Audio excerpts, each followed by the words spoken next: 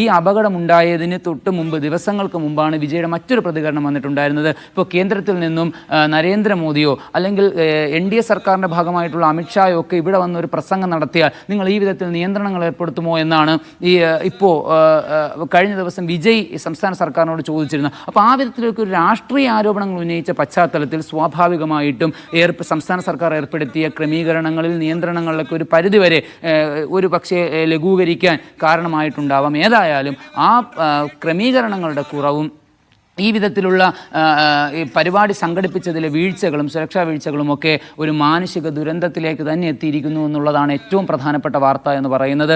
ഇപ്പോൾ മൃതദേഹങ്ങൾ വിട്ടു നൽകിയിട്ടുണ്ടെന്ന് പറയുന്നു. അതിനിടെ പ്രധാനമായിട്ട് പറയേണ്ട മറ്റൊരു കാര്യം എന്ന് പറയുന്നത് വിജയ് വേദിയിലേക്ക് കടന്നു വരുന്ന സമയത്ത് നേരത്തെ സാജിദ് സൂചിപ്പിച്ചതുപോലെ വേദിയിലേക്ക് കടന്നു വരുന്ന സമയത്ത് ആളുകൾ ഇങ്ങനെ പരിഭ്രാന്തരായി അവർ വിജയെ കാണാനുള്ള ആവേശത്തിൽ മുന്നിലേക്ക് കുതിക്കുമ്പോൾ അതിൽ ആളുകൾ ചിലർ കുഴഞ്ഞു വീഴുന്ന സാഹചര്യമുണ്ടായി. ഇതിനിടയിലേക്ക് വെള്ളക്കുപ്പികൾ വിജയ് എറിഞ്ഞു കൊടുക്കും.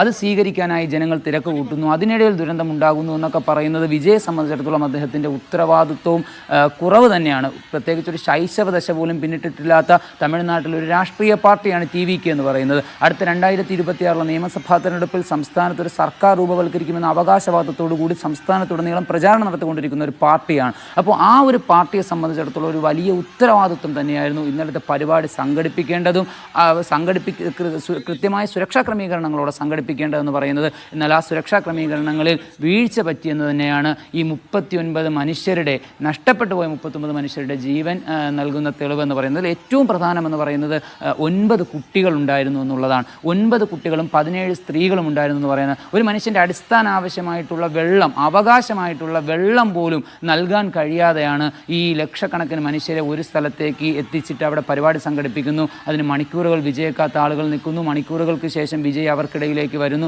സ്വാഭാവികമായും അവിടെ ഒരു ഉന്തും തള്ളുമൊക്കെ ഉണ്ടാകും. നമുക്കറിയാം മാസങ്ങൾക്ക് മുമ്പാണ് തെലങ്കാനയിൽ പുഷ്പ 2 എന്ന് പറയുന്ന സിനിമയുടെ റിലീസുമായിട്ട് ബന്ധപ്പെട്ടിട്ട് അവിടെ ഒരു തിയേറ്ററിലുണ്ടായ തിരക്കിനിടയിൽ ഒരു സ്ത്രീ മരിക്കുന്നത്. അന്ന് രേവന്ത് റെഡ്ഡി സർക്കാരിൻ്റെ നേതൃത്വത്തിൽ, മുഖ്യമന്ത്രിയുടെ നേതൃത്വത്തിൽ അല്ലു അർജുൻ അറസ്റ്റ് ചെയ്യുന്നൊരു സാഹചര്യം പോലും ഉണ്ടായിട്ടുണ്ടായിരുന്നു. അപ്പോൾ ഈ 39 മനുഷ്യരുടെ ജീവൻ അപകടത്തിലാക്കിയ ഒരു ദുരന്തത്തിൽ ഇപ്പോൾ TVKക്കെതിരെ കേസ് രജിസ്റ്റർ ചെയ്തിട്ടുണ്ട്.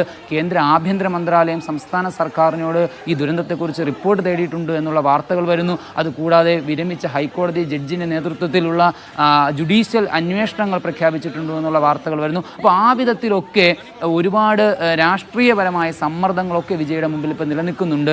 ആ സമയത്താണ് വിജയ് അറസ്റ്റ് ചെയ്യുമോ എന്നുള്ളതൊക്കെ സംശയങ്ങളൊക്കെ ഉയർന്നു വരുന്നത്. പക്ഷേ ഇന്നലെ MK സ്റ്റാലിൻ ഈ അപകട സ്ഥലം സന്ദർശിക്കാനും കരൂരിലെ പരിക്കേറ്റവരെ സന്ദർശിക്കാനും ഒക്കെ എത്തുന്ന വേളയിൽ ഇത്തരം ചോദ്യങ്ങൾ ഉയർന്നു വരുമ്പോൾ അദ്ദേഹം പറഞ്ഞത്, ഇപ്പോൾ ഞാൻ അതിനൊന്നും മറുപടി പറയുന്നില്ല, ജുഡീഷ്യൽ കമ്മീഷൻ്റെ അന്വേഷണങ്ങൾ നടക്കട്ടെ, അതിനുശേഷം മറ്റ് കുറ്റക്കാർക്കെതിരെ നടപടി സ്വീകരിക്കാമെന്നൊക്കെയാണ്. അതിൽ മറ്റൊരു പ്രധാനപ്പെട്ട കാര്യം, വിവിധ രാഷ്ട്രീയ കക്ഷികളിലെ നേതാക്കന്മാർ ഇന്നലെ ഈ ദുരന്തത്തെ അപലപിച്ച് മുന്നോട്ട് വന്നിട്ടുണ്ട്. പ്രത്യേകിച്ച് നമ്മുടെ പ്രധാനമന്ത്രി, രാഷ്ട്രപതി, തമിഴ്നാട്ടിൽ നിന്നുള്ള വ്യക്തിയായ CP രാധാകൃഷ്ണൻ, നമ്മുടെ ഉപരാഷ്ട്രപതി അടക്കം ഉള്ള ആളുകൾ ഇന്നലെ ഈ വാർത്തയെ അതിൽ ദുഃഖത്തിൽ അറിയിച്ചുകൊണ്ട്, വാർത്തയെ അപലപിച്ചുകൊണ്ട് കടന്നു വന്നിട്ടുണ്ട് എന്നുള്ളതാണ്. അപ്പോൾ ഇത്തരത്തിൽ നാടിൻ്റെ നാനാഭാഗങ്ങളിൽ നിന്ന് ആളുകൾ, മുഖ്യമന്ത്രിമാർ, സംസ്ഥാന മന്ത്രിമാർ ആ വിധത്തിലൊക്കെ ഈ ദുരന്തത്തെ അപലപിച്ച് വരുമ്പോഴും വിജയുടെ പ്രതികരണം ഉണ്ടാകാൻ പോലും ഏറെ വൈകി എന്നുള്ളതൊരു പ്രധാനപ്പെട്ട വാർത്തയാണ്. അതിൽ ഇന്നലെ തമിഴ്നാട്ടിൻ്റെ മുൻ BJP അധ്യക്ഷനായിട്ടുണ്ടായിരുന്ന അണ്ണാമലയുടെ ഒരു പ്രതികരണം ഇതിൽ ശ്രദ്ധേയമാണ്. അത് അദ്ദേഹം പറയുന്നത്, തമിഴ്നാട്ടിൽ ഇത്തരത്തിൽ വിവിധ പാർട്ടികൾ DMK ഒഴിച്ച് വേറെ ഏതൊരു പാർട്ടിയും പരിപാടി സംഘടിപ്പിക്കുമ്പോൾ അവിടെ സുരക്ഷാ ക്രമീകരണങ്ങൾ ഒരുക്കുന്നതിൽ പോലീസ് പലപ്പോഴും വീഴ്ച വരുത്തുന്നു എന്നുള്ളതാണ്.